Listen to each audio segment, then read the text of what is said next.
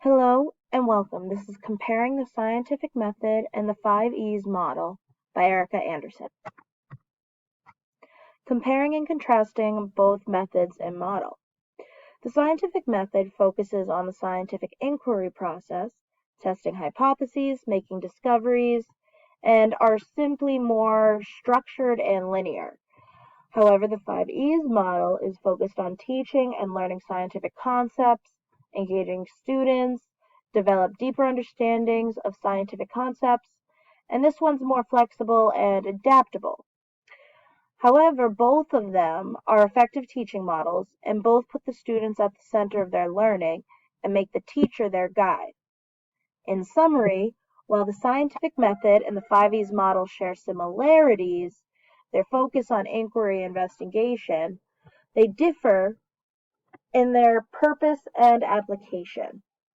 The scientific method is a framework for the scientific process, and while the 5 E's model is a teaching framework designed to engage students and prompt deeper learning of scientific concepts.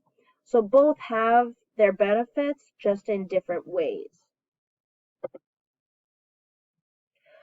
So, in my opinion, the scientific method and the 5 E's model both have their strengths and weaknesses. When it comes to determining which one is best for my classroom, it does depend on several factors. However, I think the 5 E's model would be most effective in my classroom for my students because they need the engagement. They need to be able to explore on their own time with little guidance. They feel so independent already that trying to step in and push them in any way direction, you're going to have pushback. And that's not effective in a classroom, especially when it comes to them being able to understand a concept. And I think, yes, it is possible for the scientific method and the 5 E model to be integrated together, so the learners are still familiar with the basis of the scientific method while still having that flexibility and adaptability within the lesson. And the 5 E's model can provide structure and a systematic approach to students' learning of that scientific method.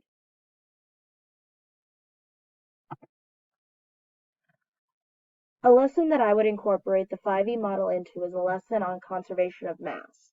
This is a lesson I teach in my 8th grade integrated science course. This is often a difficult concept for students to grasp because they can't seem to understand that matter cannot be created or destroyed when they see new things being created every day. They don't seem to understand how everything in the world goes through cycles as being reused and recycled and remade into new things. I would often teach this lesson by showing my students a video of the concept and then conducting guiding notes with them throughout the lesson. This was often very sought after as boring by my students, and I've still been trying to figure out ways to incorporate more things to make it more interesting and more engaging for my students.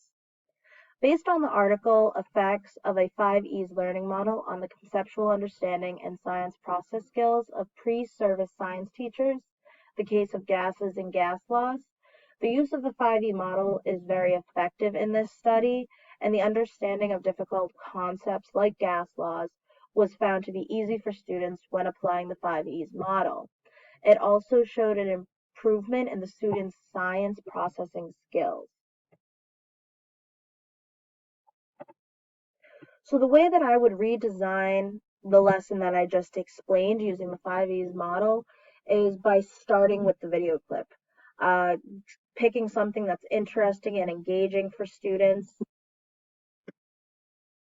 And this may be difficult because at times it's hard to engage students regardless of how interesting we think the video is versus how they think the video is. So taking the time to search for something engaging is very important because you need to grasp the students initially. If you don't grasp them, you're not going to have them through the lesson. Next, the students will explore by conducting a hands-on model using baking soda and vinegar. After the reaction takes place and they weigh it, they will see a change in mass from the initial weight. I will then take the students through notes to explain what they just saw and how it worked and how it applies to the law of conservation of mass.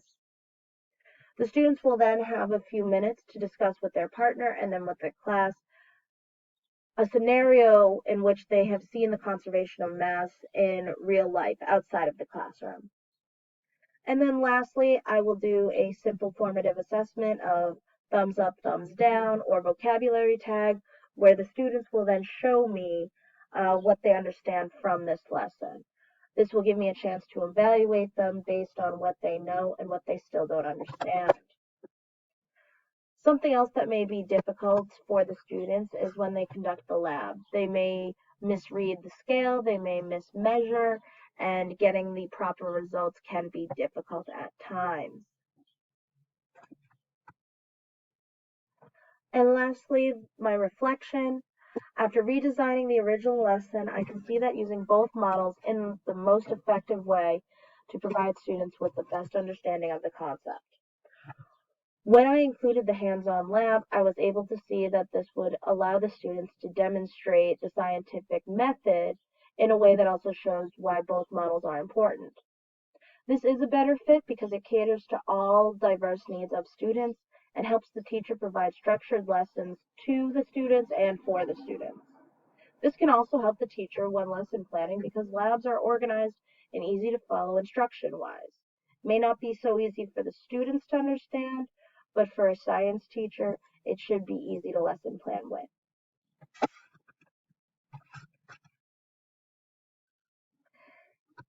Here are my resources. Thank you for your time, and I hope you enjoyed this presentation.